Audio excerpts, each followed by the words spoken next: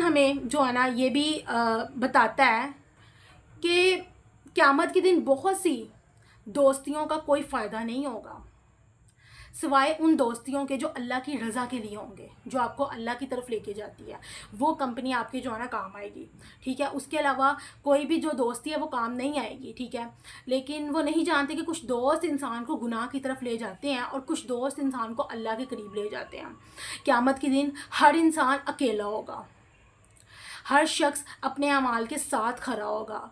ना माँ साथ होगी, ना बाप, ना दोस्त, सिर्फ अमाल का तराजू होगा। और उस वक्त इंसान सोचेगा, काश मैंने अपनी ज़िंदगी बहुत जो है ना बेहतर गुजारी होती।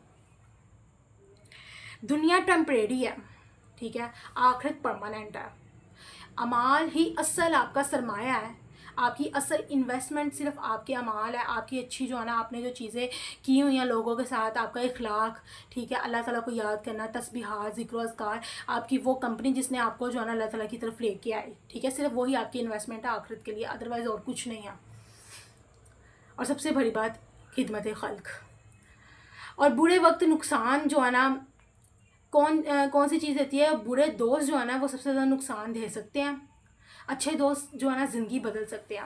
अगर आज आपके दिल में सच जो है ना, अगर आप अपने दिल में एक चीज़ सोचें, ठीक है, सच्चाई के साथ, तो सवाल असल में आपके साथ ये है कि आपकी डेली लाइफ में कितने ऐसे अमाल हैं जो आपको अल्लाह के करीब ले जाते हैं और कितने ऐसे जो आपको दूर कर देते हैं।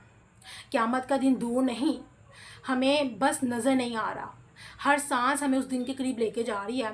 इसलिए आज ही फ़ैसला करें, नेक बनना है, सच बोलना है, नमाज़ कायम करनी है और अल्लाह की तरफ वापस जाना है।